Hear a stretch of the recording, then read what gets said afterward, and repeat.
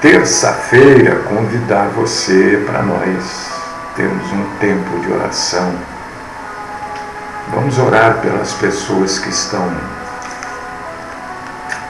tristes e abatidas. Vamos orar por todos aqueles que estão preocupados, aqueles que estão confusos.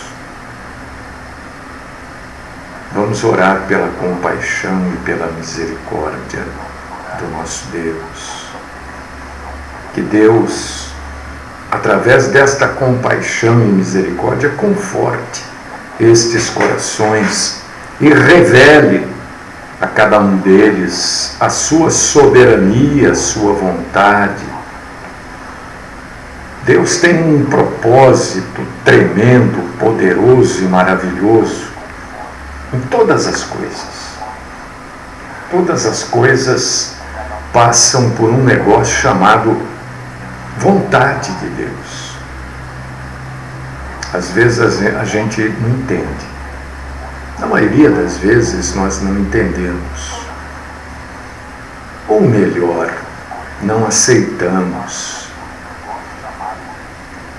Eu tenho certeza que você que está me ouvindo, você que está me vendo, eu estou tentando arrumar aqui pelo lado. Opa! Eu tenho certeza que você não gosta de perder nada. Gosta? Eu não gosto de perder. Se você perder uma moedinha de R$1, a gente não compra nada com R$1. A verdade é essa, né? Mas você não fica meio chateado se você perder? Você tem carro. Você sabe que você perdeu esta moedinha de R$1 dentro do carro. Você vai procurar. Quando não, vai procurar até com o carro andando, né? Com a mão correndo por bate-banco, tapete. Uma moedinha de R$1. O que vale R$1? O que você compra com R$1? Não compra nada. Imagina, às vezes, perder coisas maiores, né?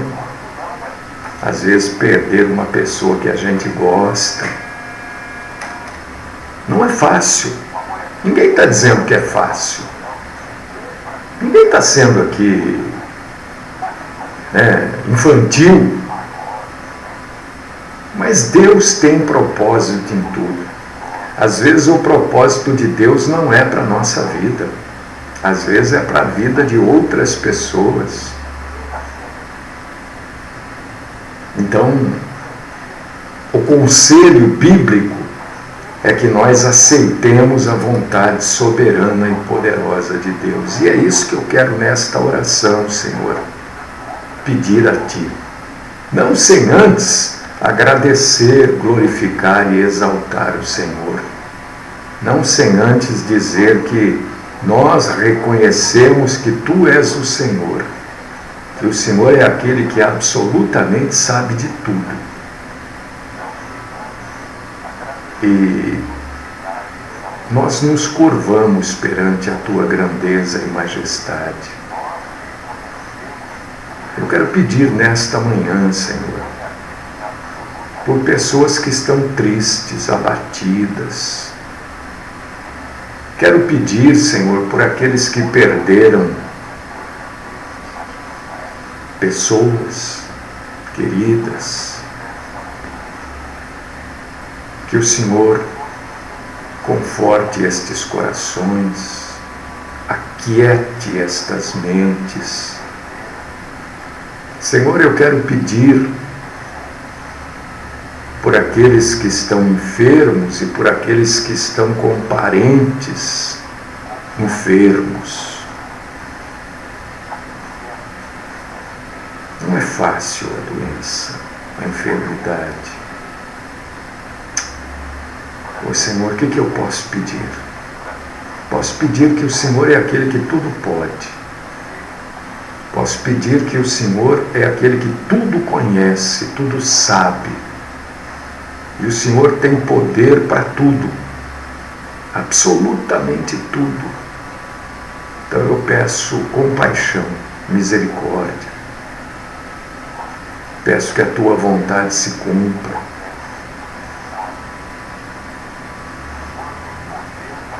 Oh Senhor, o Senhor é aquele que pode evitar o sofrimento. Pai querido e Deus Todo-Poderoso,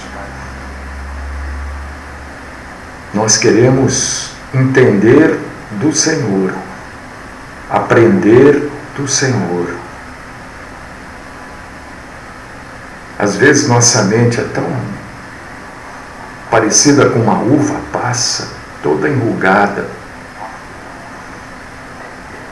Ajuda-nos, Senhor, a termos a nossa capacidade de entender ampliada nesta manhã. Fala conosco. Fala com os meus irmãos, com as minhas irmãs. Nós sabemos que a tua obra não para nas nossas vidas. Nós estamos em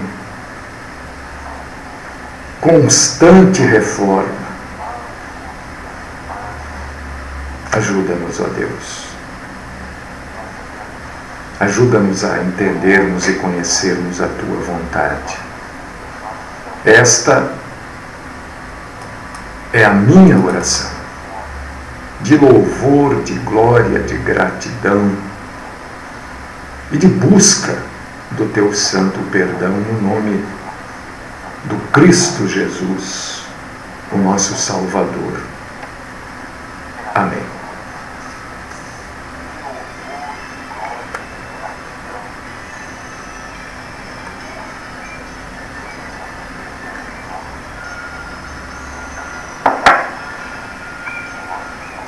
Irmãos queridos, irmãs amadas, deixa eu convidar você para você abrir sua Bíblia aos Romanos capítulo 5, botar meu óculos aqui para ler, senão não consigo ler. Capítulo 5, versículos do 12 ao 14.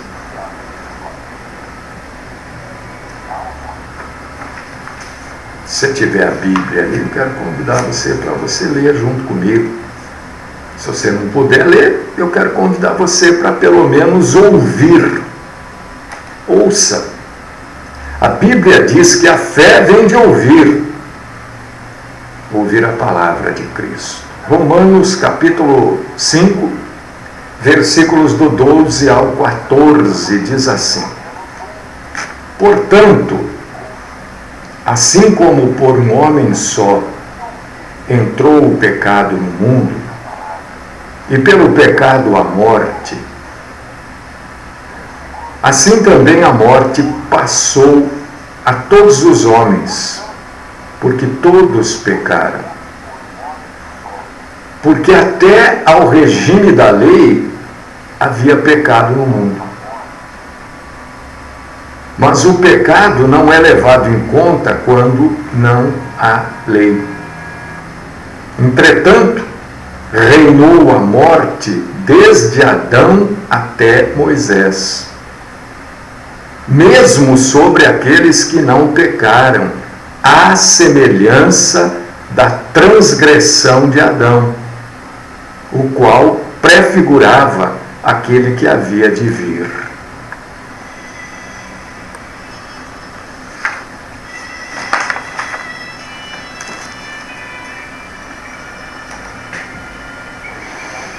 Queridos irmãos, queridas irmãs, vocês que nos ouvem,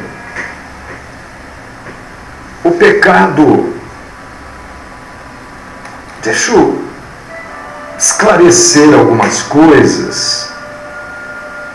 Qual foi o pecado de Adão e Eva? Eu tenho recebido algumas perguntas, no nosso grupo de perguntas e respostas. Algumas pessoas ainda insistem neste conceito católico, apostólico, romano, de que o pecado de Adão e Eva foi o sexo. Gente, meus irmãos, é óbvio que o pecado de Adão e Eva não foi o sexo. né? Porque a gente pode dizer que é óbvio.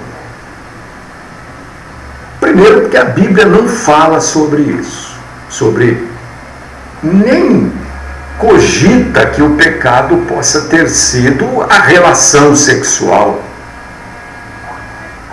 né?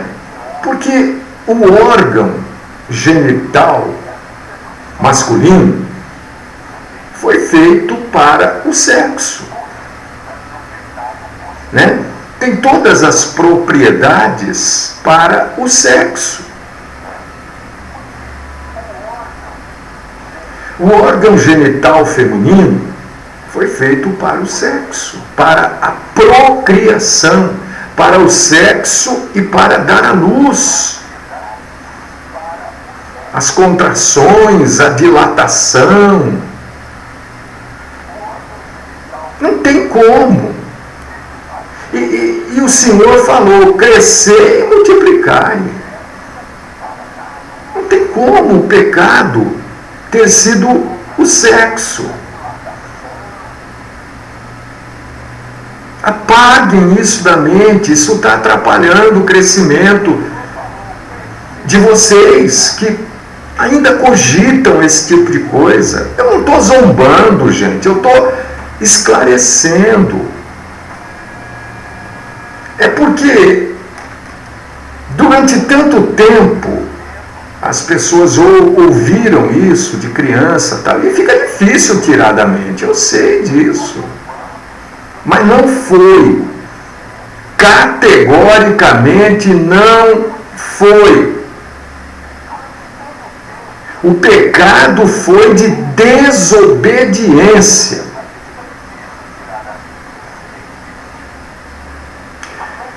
O pecado do ser humano hoje é de desobediência. Analise. Observe comigo. Nós pecamos porque a gente desobedece a Deus. Deus fala, olha, não minta. Está cheio de cristão mentindo. Está cheio.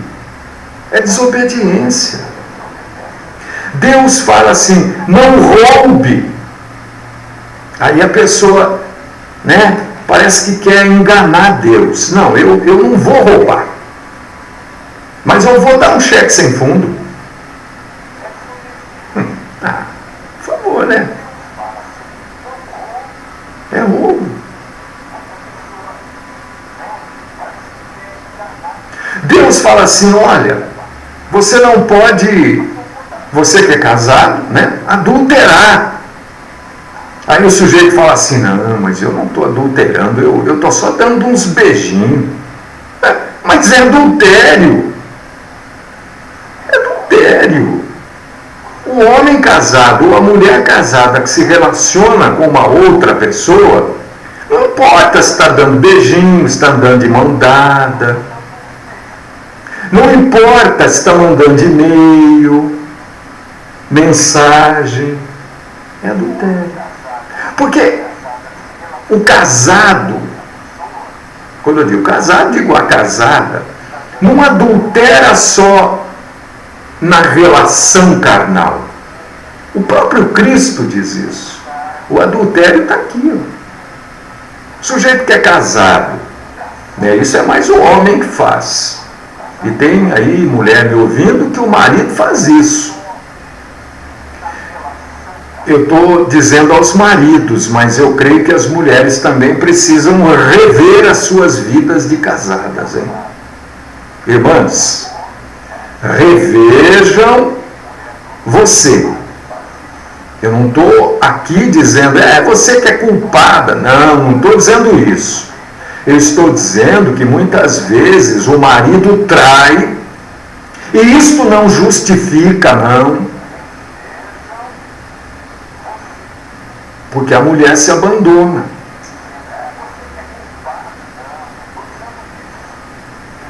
Mas está cheio de homem aí que diz, não, eu não adultero, mas vive no site de pornografia.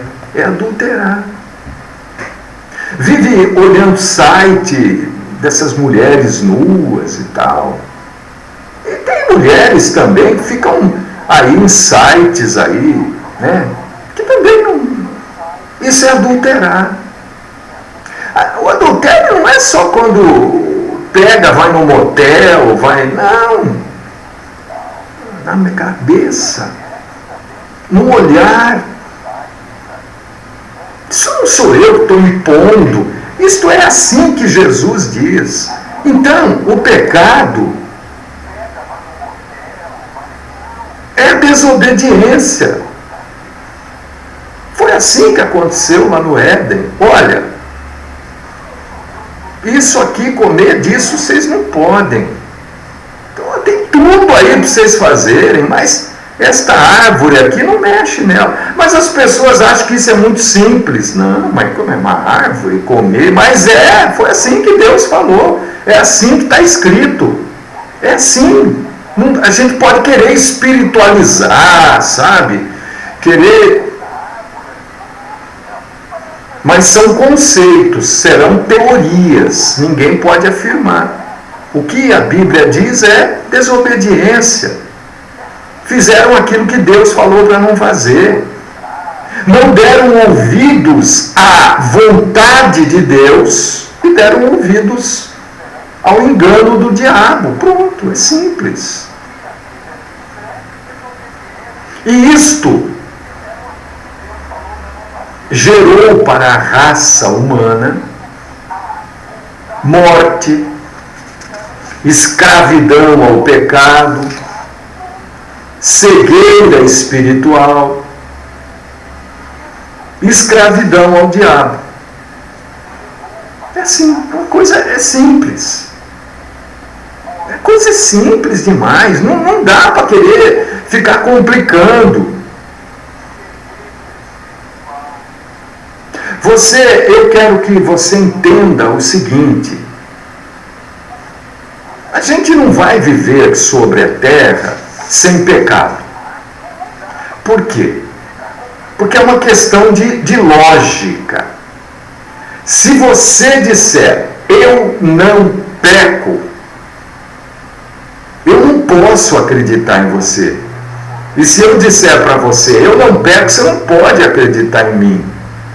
Porque se você não peca, ou se eu não peco, tudo isso, morte, cegueira espiritual, escravidão ao diabo, está suspenso, então eu não vou morrer. Porque eu não peco. Eu não vou ficar doente, porque eu não peco. Toda esta maldição que recaiu sobre Adão e Eva está suspensa, então, porque eu não peco. Está entendendo como não existe ninguém sobre a face da terra que não peque? Porque se existisse alguém que não pecasse, a maldição do pecado estaria suspensa sobre a vida deste alguém. Ele não morreria, não ficaria doente, não pegaria gripe, resfriado, astigmatismo, miopia. Você pensou? Não teria dor de garganta, porque tudo isto, estou falando das coisas mais simples, é consequência do pecado, é a sujeição à morte. Está me entendendo, irmão, irmã? Então não fique olhando para o A, para o B, né, e achando, aquela pessoa lá não peca, olha, aquela pessoa não peca. Peca sim, todo mundo peca. Eu peco, eu não posso, eu não gosto, mas eu não tenho vergonha de dizer que eu peco, porque eu tenho a vergonha de pecar. Eu luto para não pecar. Não pense você que eu não luto, não. Eu luto sim. Eu não quero pecar. Mas às vezes não dá. Às vezes não dá. Eu tenho áreas na minha vida nas quais eu sou mais fraco. Tem áreas que eu sou um pouco mais forte, mas existem áreas que eu sou fraco, e é ali que eu tenho que lutar mais para não pecar.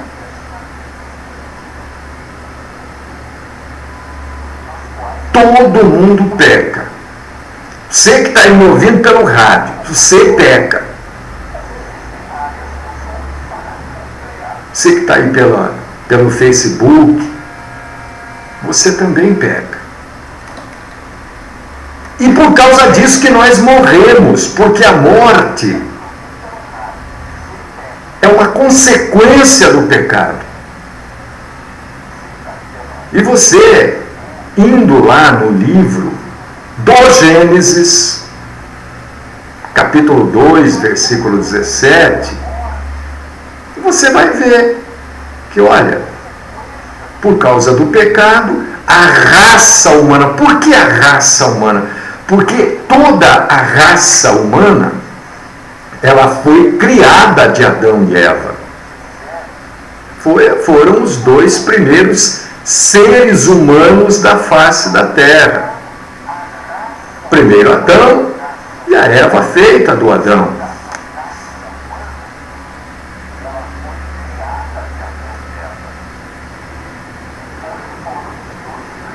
E quando fala que sujeição da morte, está falando, sim, claro, da morte física. Deixa eu mais uma vez trazer isso para você. O sujeito só morre se estiver doente. Ninguém que não está doente não vai morrer. Não existe a pessoa morrer sem estar doente. Antes de você perguntar qualquer coisa, pense nisso, né? Ah, pastor, é porque todas as vezes que eu falo isso, alguém já coloca lá, mas se o sujeito está andando na rua, leva um tiro. No momento da bala, o órgão foi perfurado, ficou doente. Se não fosse o pecado, isso nunca aconteceria. Isso é consequência do pecado. No dia em que dela comeres, certamente morrerás, disse o Senhor Deus. A morte física. O corpo morre. Está vendo? A gente vai envelhecendo,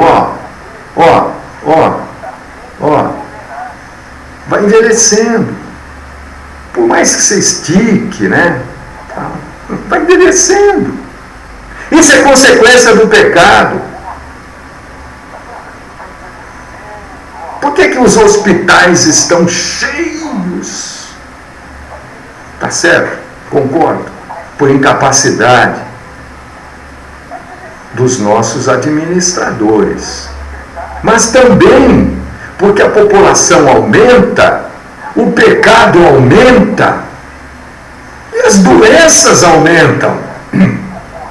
Doenças que já estavam desaparecidas do Brasil voltaram. A febre amarela. Não sei se você sabe, mas eu não lembro exatamente a data. Mas Campinas, estou falando Campinas porque as outras cidades da região metropolitana nem existiam na época como cidade. Campinas foi dizimada. Campinas acabou praticamente por causa da febre amarela. Só você entrar na internet você vai ler estas informações. Isso que eu estou dizendo. Mas lá, isso em 1900 e bolinha. Voltou. Né? Em 1970, 80, 90, não se falava de zika, chikungunya, dengue. Isso tudo é consequência do pecado. Ah, isso é maldição. Não tem não, é maldição por causa do pecado. Não é que o diabo, não, é o pecado. Ninguém sobre a face da terra está protegido disso. Por quê? Porque todos pecaram através de Adão e Eva, e nós continuamos. Ah, mas então culpada. Não tem culpado, porque a gente continua pecando. Tanto é que nós ficamos doentes, morremos. Não foi suspenso, não foi suspensa a maldição do pecado. Por que não foi? Porque a gente continua pecando. Então nós estamos sujeitos à morte física, se não formos arrebatados. Mas também quando fala, certamente morrereis, Deus não está falando só da morte física, que faz doer o nosso coração, né? A separação de pessoas queridas. Isso é por causa do pecado, não o pecado especificamente daquela, então a pessoa não morreu porque ela pecou. Não, pode ser, mas ninguém está dizendo isso, porque a morte é consequência do pecado.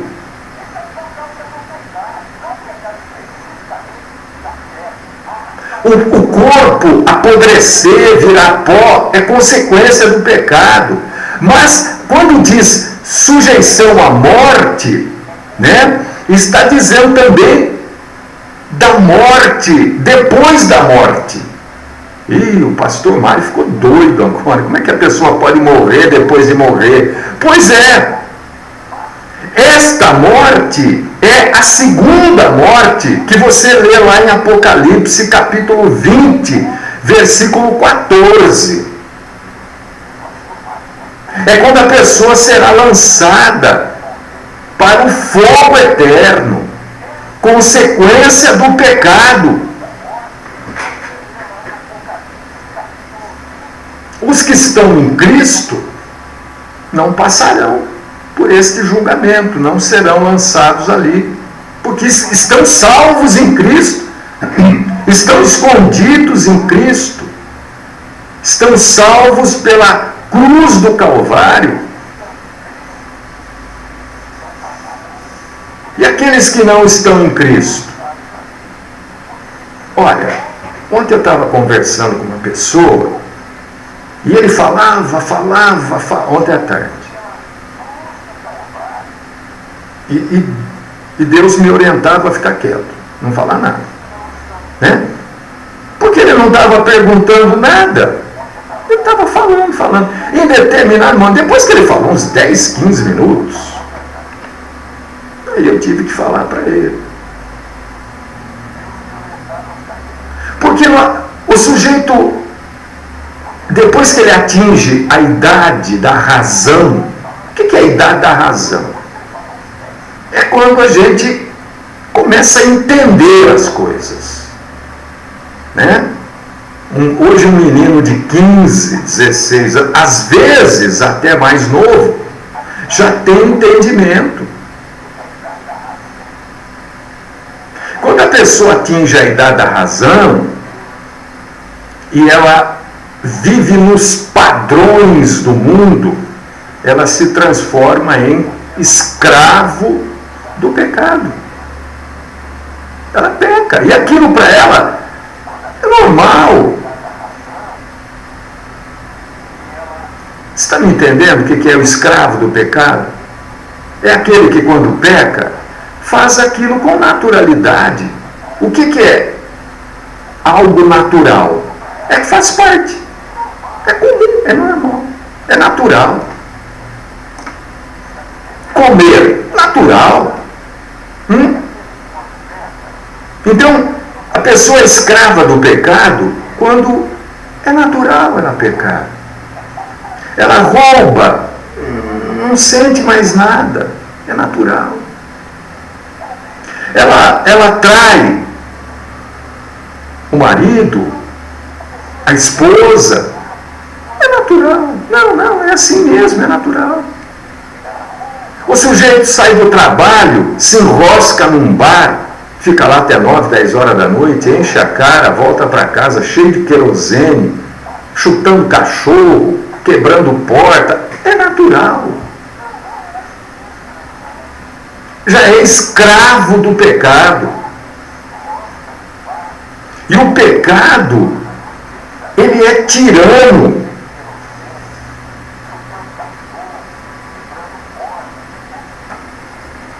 Ele domina, tirano no sentido de dominar, né? Mas ninguém é tentado além das suas capacidades. Ninguém é tentado além numa condição que não tenha força para resistir. Você pode dizer, olha, eu não resisti, tudo bem. Mas isso não quer dizer que você não teve forças. Você não resistiu. Isso é que diz a Bíblia. Tiago 1, 14 e 15. Mas cada um é tentado quando atraído e enganado pelo seu próprio desejo. Você podia ter resistido, não resistiu.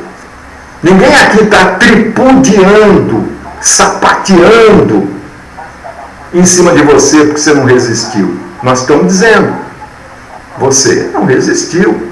Eu, em outros casos, não resisti. Mas não é porque estava além das minhas forças, é porque eu não resisti. Isso é a escravidão do pecado.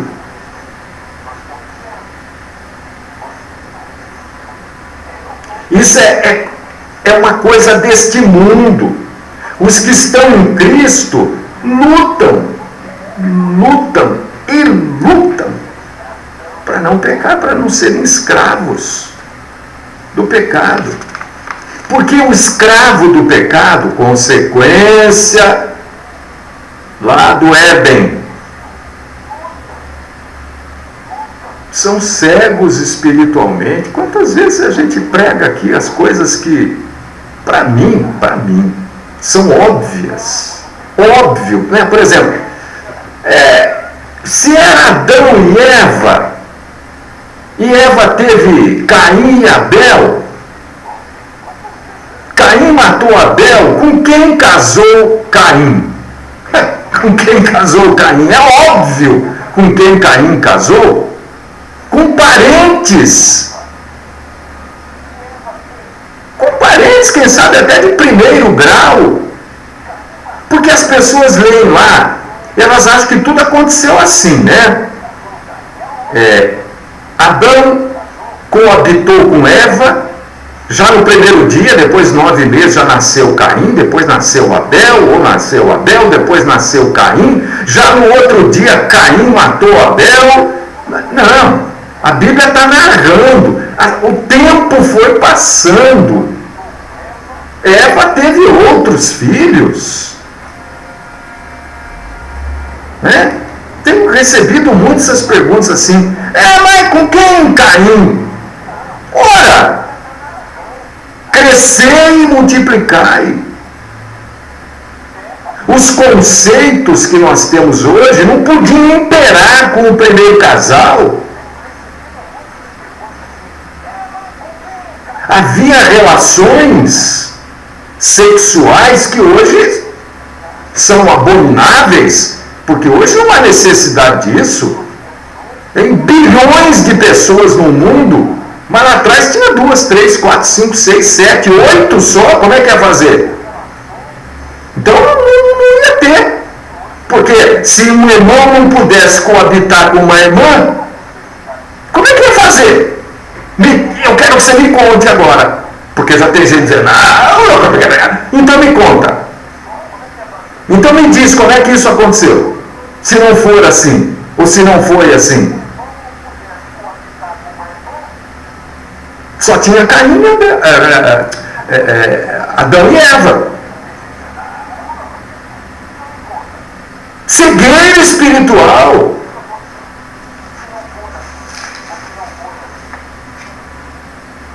Eu preguei semana passada Lucas 16, 8. Os filhos deste mundo são mais prudentes do que os filhos da luz. Preguei semana passada. E é verdade. Olha, eu tenho visto cada coisa. Gente, eu tô assim, sabe? Primeiro que eu estou meio fora de órbita, porque eu tive que parar com o programa da tarde. Ainda estou. Segundo, que nós abrimos aqui um grupo de perguntas e respostas e eu estou chocado com as coisas que eu estou vendo, as discussões, as brigas entre crentes ou pessoas que se dizem cristãs. Aí o sujeito, eu vou sair do grupo. Parece bebê chorão. Não sei quem sai do grupo, não sei quem briga com não sei. Cristãos, cegueira espiritual. Eu fico imaginando, sabe? A falta de Cristo nestas vidas. E tem lá como é que deve se comportar no grupo, ninguém lê, ou se lê diz assim, eu quero fazer do meu jeito. É aí que surgem as seitas, as heresias e as sinagogas de Satanás. A igreja é minha, eu faço do meu jeito. Eu creio assim, está acabado. Olha, num grupo, nem sei quantas pessoas, 100, 200, não sei quantas pessoas tem. Uma discussão, uma briga, num grupo que foi criado para ajudar. Né? A pessoa está lendo lá, surgiu uma dúvida, vou perguntar. É um discutindo com o outro, a pessoa pergunta, entra, um responde. Aí o administrador do grupo, o Luiz Seco, coloca lá, né? Olha, tem regras. Então eu vou sair do grupo. Quer dizer, então eu vou deixar de ser cristão. Tem que seguir a Bíblia? Tem que falar, não, então eu não quero. Gente, cegueira espiritual. Por quê? Porque o mundo, as coisas do mundo, o jeito do mundo, a personalidade mundana jamais vai encontrar Deus. Porque ninguém é salvo porque é inteligente, ou porque é ranheta, ou porque é chato, ou porque quer levar as coisas do seu jeito. Ninguém é salvo por isso. Cegueira espiritual. Tem gente que se julga muito inteligente. Não quero participar disso. Então precisa ler a Bíblia. 1 Coríntios, capítulo 1, versículos 20 e 21. Não tornou Deus louca a sabedoria deste mundo? Visto como na sabedoria de Deus o mundo não conheceu a Deus pela sua sabedoria. Aprove a Deus salvar os crentes pela loucura da pregação. Eu estou fazendo uma pregação aqui sobre pecado.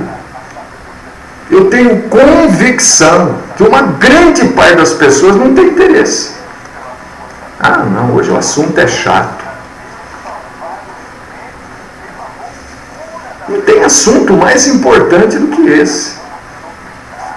Aí o sujeito se transforma em escravo do pecado. E quem é escravo do pecado é escravo do diabo. Não, aí não, você está doido, isso não é jeito de se falar. É Bíblia. Quem foi que primeiro pecou? Não foi Adão e Eva que primeiro pecaram. Eu disse que eu usei ao tempo do... Quem foi que primeiro pecou? Foi Satanás que pecou primeiro. Ele é o rei do pecado. O próprio Satanás caiu em pecado por causa de uma ambição profana de ser semelhante a Deus. Isaías 14, 14.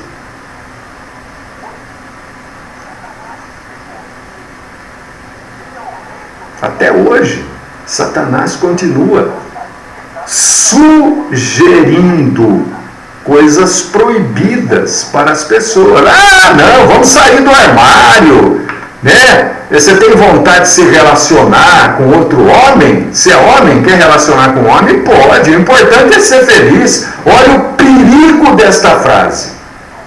Você nasceu para ser feliz. Mentira!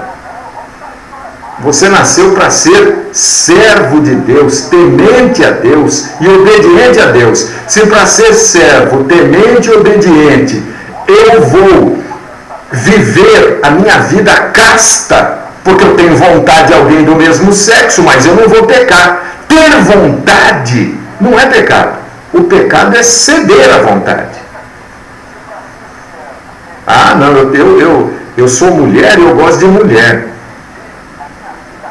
Viva a sua vida casta. Porque ter vontade, gostar, ser mulher e gostar de mulher,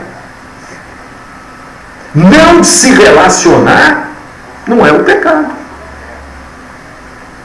Porque o homem se relaciona com mulher e a mulher com o homem. E deixa eu aqui dizer uma coisa, porque um irmão não, ele não é irmão, ele não é, né? O pai dele é pastor, mas ele não é irmão. Mandou um vídeo aqui de um homem, né? Todo travestido de mulher, com seio e tudo, mantendo relação sexual com uma mulher. Então é uma profanação do sexo nos níveis mais absurdos. É escravidão ao diabo. A pessoa é escrava. Escrava. A mulher, né, tem que se relacionar com um homem. Ah, mas esse homem, ele quer ser parecido com uma mulher. Então, ele se parece com uma mulher e se relaciona com uma mulher. Com o homem.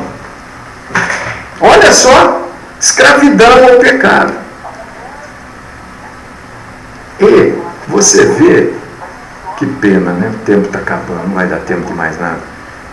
É que Satanás usa bugigangas, coisas, quinquilharias, coisas inúteis deste mundo para enganar as pessoas.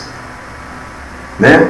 Dizem, eu não sei se é verdade, que num determinado lugar da África, para eles, algumas tribos, e parece que aqui no Brasil também, algumas tribos usam isso, não sei se é verdade, mas é uma história. E às vezes a gente age como os macacos, não que sejamos descendentes de macaco. Eu, por exemplo, não tenho nenhum primo macaco, eu sou descendente de ser humano, né? Porque todos os meus parentes foram e serão humanos.